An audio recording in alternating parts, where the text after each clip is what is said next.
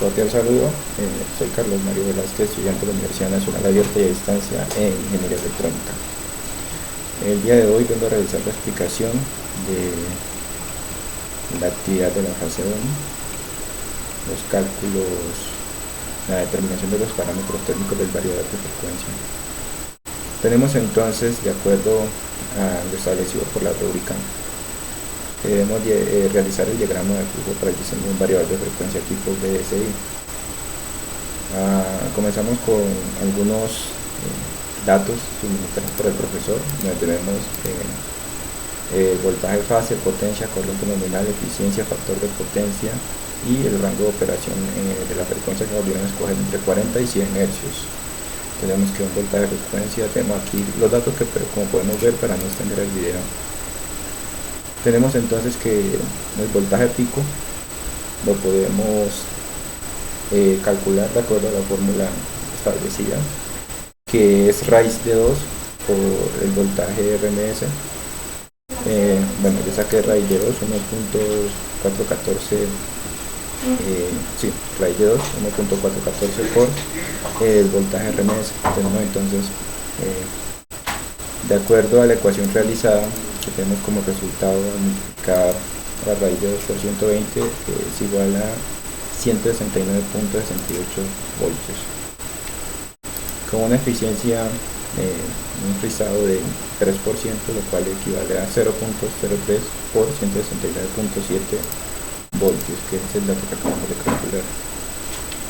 Tenemos entonces que al multiplicar estos dos datos tenemos un resultado de 5.09 voltios. Ese mismo dato, que es el voltaje rizado pico a pico, tenemos el dato, el voltaje rizado pico a pico. Ese voltaje nos sirve para calcular el voltaje pico rizado. Tenemos entonces que esto es igual a 5.09 sobre 2, igual a 2.55. Teniéndose en cuenta, procedemos a calcular el voltaje inicial de corriente directa, que es igual al voltaje pico menos el voltaje pico pico.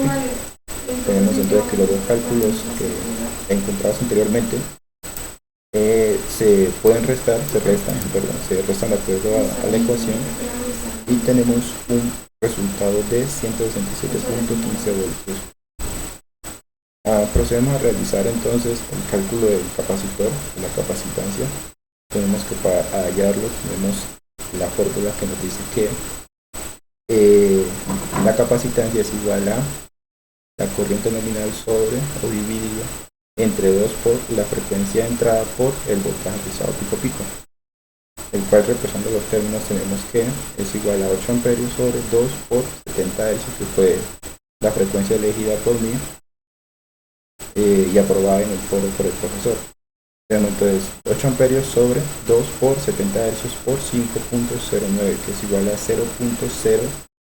0.01122 microfarads, lo que es igual a, si no estoy mal, a 1 por 10 a la menos 2, 1.12 por 10 a la menos 0.2. De acuerdo a eso, procedemos a realizar entonces el cálculo de la resistencia de carga, la cual, de acuerdo a la fórmula, tenemos que es igual a el voltaje de corriente directa sobre la corriente del motor. Represando los términos, tenemos que es igual a 167.15 voltios sobre 8 amperios, lo que nos da como resultado 20.89375 ohmios, lo cual podríamos reducir a 20.9 ohmios. Aquí tengo el aporte que realicé en el foro, y más abajo los cuadros donde relacionan los datos obtenidos de acuerdo a los cálculos matemáticos.